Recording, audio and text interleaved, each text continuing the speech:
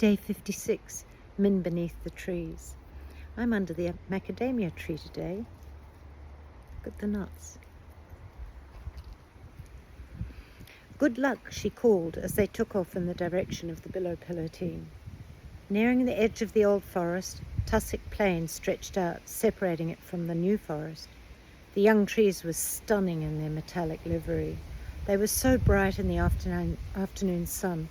After the gentle cool of the old forest, Min needed to shield her eyes. She looked down instead towards the ground and caught her breath. A dark, heaving, hairy mass undulated towards the new forest as far as she could see on either side. "Over there, Azzy," Min called as she caught sight of Cassian and Priska hovering near Nephi. "I'm mighty glad you don't want me to fly towards that lot," Azzy trilled. "And why not, Azzy? It's an incredible sight, is it not?" Nephi gestured with evident delight at his vast legions of spinners. "Billions of the beggars, I reckon," Cook hooted with glee. Cassian nudged Min. "Guess what? I'm beginning to understand a little of what Nephi is saying. Could you have ever imagined this, Min? An empire of spinners? Isn't it phenomenal?" "I get what Rosard was worried about," Priska said. "I wouldn't like to fall into that lot." Hovering at a safe distance above the vast army of spinners, Min shuddered a little. Cooks flew up and down the length of the grassy meadow, cheerfully shrieking, cackling and howling out her orders like a regimental sergeant major to dissuade her air force for dipping in for a tasty morsel. "What's your plan for positioning the billow pillow?" Cassian, Min asked. "Nephi and I have discussed it.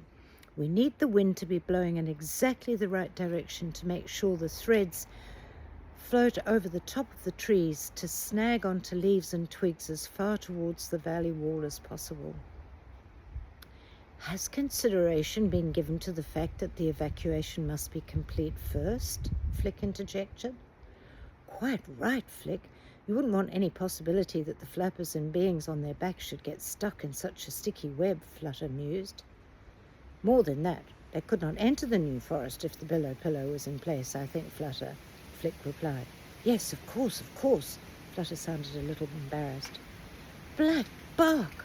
What if the evacuation takes too long and we miss the opportunity of the wind blowing in the right direction? Cassian, the evacuation will need to be complete before you say go on billow pillow, right? If it takes too long, what decision will we have to make then?" Min asked, clasping her chest. "Trees or beings?" Chapter 34. A Terrible Dilemma. Eco 6, late afternoon. "That's a diabolical choice. We can't make it," Cassian groaned. "We didn't think about how critical the timing was," Priska added, sounding desperate. "We haven't had time to breathe, let alone work out all the complexities of these major projects," Min replied. "I'll speak to Otlin. I think he'd opt for the trees. Without them, the beings can't survive. What a nightmare dilemma." A clamour of different calls burst above them. Min looked up to see squadrons of feathered flappers in their thousands approaching with Otlin as their spearhead. She could just make out Mattila waving from his head. The flock was so dense it blotted out the sun as it passed overhead. Thank you, Min shouted, turning back to Cassian and Priska. "At least we know it started. Maybe it'll go quickly and we'll be spared from having to make such a devastating decision." As he sped Min in the direction of Otlin on his return flight. "Now this is a welcome sight. Greetings, Azzy. We didn't think to recruit you with all that's been going on," Otlin hooted.